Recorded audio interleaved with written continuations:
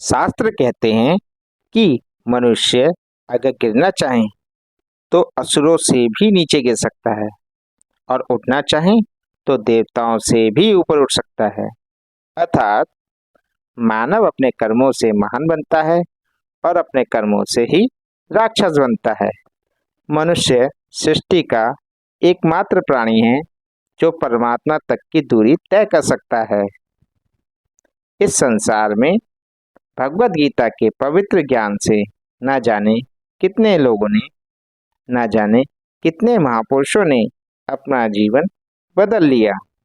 भगवत गीता सिर्फ एक किताब या धार्मिक ग्रंथ नहीं है। इसमें वह पवित्र ज्ञान है जो मानव को यह सिखाता है कि जीवन का असली मतलब क्या है या जीवन का असली मकसद क्या है। हम क्यों जी रहे हैं या हमें जन्म क्यों मिला है।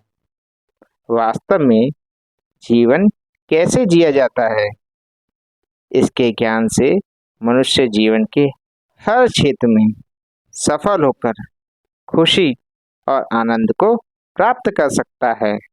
गीता के ज्ञान में सभी के प्रश्नों का समाधान है और सभी के प्रश्नों का हल मौजूद है। प्रथम अध्याय अर्जुन विषाद योग में बात होती है धनुधर अर्जुन की, जो कि दुविधा में है, जो कि संशय में है। अर्जुन भगवान श्री कृष्ण से कहते हैं कि आप मेरे रथ को दोनों सेनाओं के मध्य में खड़ा कर दीजिए। मैं देखना चाहता हूँ कि कौन कौन योद्धा इस युद्ध भूमि में आए हुए हैं। श्री कृष्ण अर्जुन आग्रह के अनुसार रथ को दोनों सेनाओं के मध्य में खड़ा कर देते हैं। अर्जुन देखते हैं दोनों तरफ जो हैं उनके अपने हैं। कोई काका है, कोई गुरु है, कोई भाई बंधु है। अर्जुन ने युद्ध में जहां भी देखा दोनों तरफ उनके परिवार वाले ही नजर आ रहे थे। यह देखकर अर्जुन व्याकुल हो जाते हैं और उनके हाथ से उनका धनुष गांडी गिर जाता है। अर्जुन को बुखार आ जाता है। समझ में यह नहीं आता कि ये कैसा युद्ध है जिसमें दोनों तरफ उनके अपने ही हैं।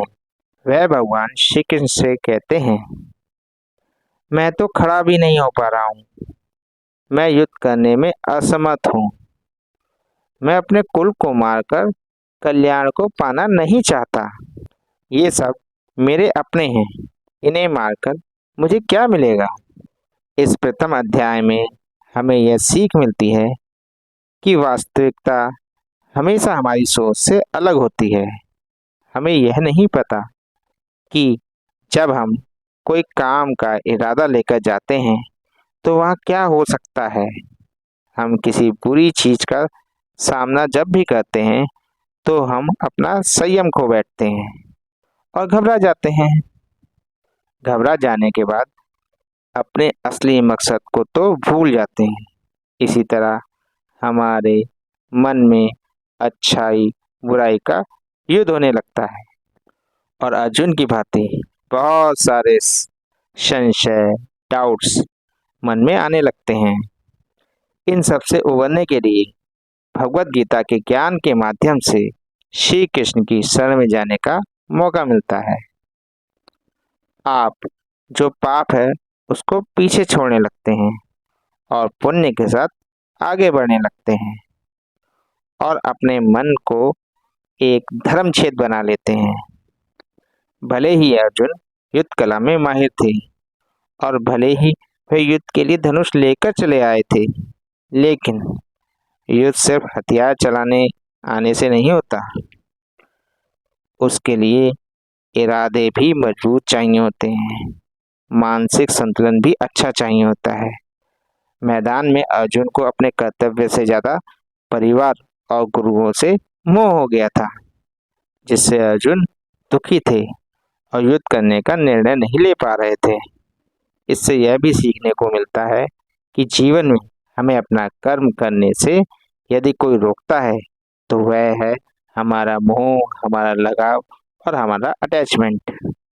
जैसे आप सुबह जल्दी उठ सकते हैं, लेकिन आपको आपकी नींद और आलस से मोह होता है, और आप अपने लक्ष्य को पाने के लिए कठिन मेहनत और लगन से काम भी कर सकते हैं, लेकिन अपने आराम से लगाव होने की वजह से आप अपने लक्ष्य को प्राप्त नहीं कर पाते हैं।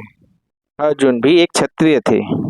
युद्ध करना उनका काम था, उनका कर्म था, और वह अपने इस कर्म में बहुत निपुण भी थे। लेकिन मोह में आकर वो अपने कर्म को भूल जाते हैं।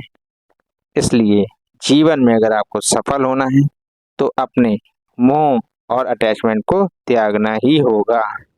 इसे आप इस तरह से भी समझ सकते हैं कि आप किसी से बहुत प्रेम करते हैं, वह आपके प्यार की कदर नहीं करता।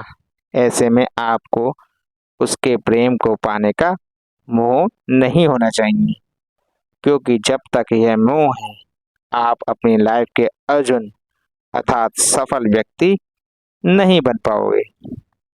उम्मीद है आपको प्रथम अध्याय की सबसे सरल व्याख्या जरूर पसंद आई होगी।